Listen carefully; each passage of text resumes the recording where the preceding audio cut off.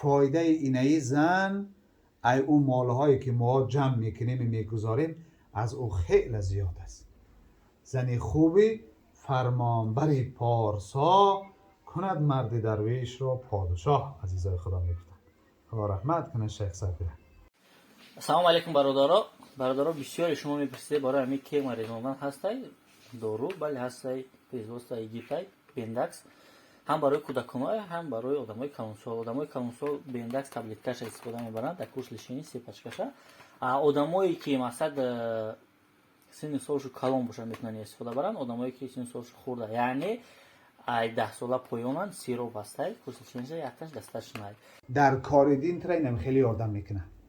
فرزند و جامعه تربیه میکنه که تو یک عمر اینامی و فخر میکنی هم در دنیا و هم در آخرت. فایده اینه زن ای اون مالهایی که ما جمع میکنیم میگذاریم از او خیلی زیاد است. زنی خوبی فرمانبری پارسا کند مرد درویش را پادشاه. عزیزای خدا میگفتن. خدا رحمت کنه شیخ سعدی. ازت بسیار صحبت عجیب میکرد. میگه ببر از پری چهره زیشت خوی. از شیخ سعدی ببر از پری چهره زیشت خوی زنی دیو صورت خوش طبع جوی. زنی که پری چهره باشه و زیشت خوب باشه، ادب نداشته باشه، حیا نداشته باشه، جای نماز نداشته باشه، زنی تربیه‌گر نباشه، از او پری چهره حضرت میگه ببر از بحر زیباگیش بگذر. زیباگی و زندگی تر شیرین نمیکنه.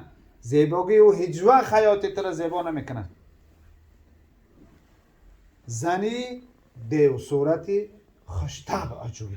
حضرت میگه زنی بگه که شکلا دیو صورت هم باشه، گفتی تاجیکای خودمان که میمون صورت هم باشه و لیکن ادب داشته باشه، انسانگری داشته باشه. زیباگی زنها در چهرهشان نیست. یک نکاح خواهرها همیتا جمع بودن. من این تاکید کردم که خواهرها شما بدونید که ما مردکا در کسمتیک شما را زیبا نمیکنه. این مقصد سرای لیچی بسیار سالان در زیبا کردگی گمان میکنه خودتون زیبا کردی. زیباگی شما این نیست. در مردا زینت شما زبان شما هست، زبان شیرینتان. زینت شما ادب شما هست. زیباگی شما میدونید کی در نظر مردا پیدا میشود؟ همون زمانی که مردا که در خدمت کنه که دست ببرده را داد بته بگه پروردگار مهربان تو واری زنه که خوبه زنده جنتت بره. انمی زمان تو زیبا زنک هستی.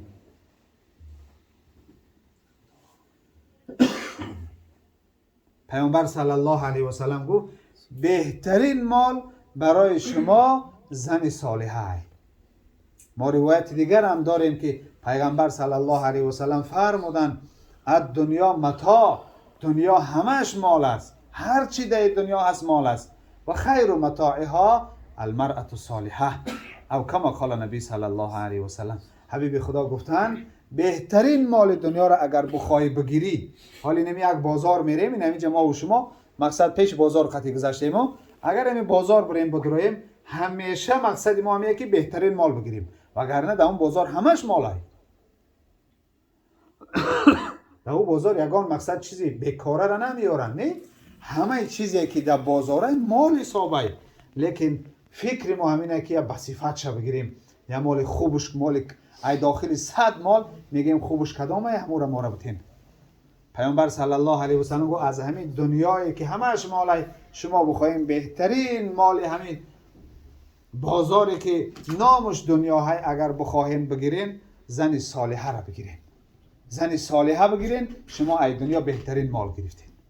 بهترین مال دنیا رو شما دارین زمانی که زنت صالحه باشه، زمانی که زنت مؤمنه باشه، زمانی که زنت با ادب باشه. اگر همین گونه زن انتخاب کردی تو حس که پادشاه هستی، زندگی نیک داری. گفت شیخ سعدی خدا رحمتش کنه که زنی خوبی فرمانبری پارسا کند مرد درویش را پادشاه.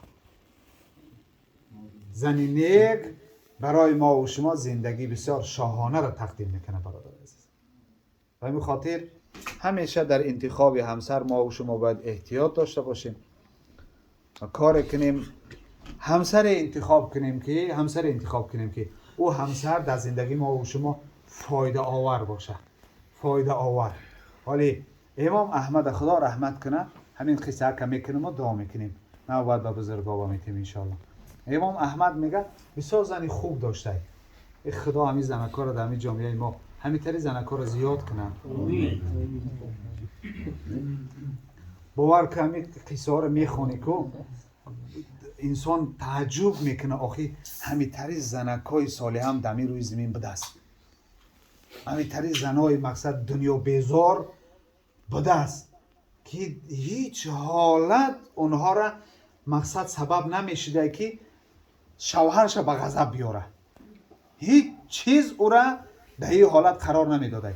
میگه حضرت بسیار زنی صالحه داشته، بسیار زنی خوب داشته. وقتی خانه می در آمده شوهرش، همین حضرت وقتی خانه می در آمده میشوه که گاهن حالت است که زیق می دروی آخی، همه وقت خندیده نمی دروی که آخی با این مردای حاضر هم که وقت در خانه شو برسه با زیق می شوه، حال می دروی آخی پرابلم ها سر می شوه درن. میگه حضرت روز اگر زیق می درآمد خانه، روز زیق می درآمد همسرش نگاه میکرد در چهره حضرت غمی در آن پرسانش میکرد حضرت چی با شما که غم دارین، چی با زیقین؟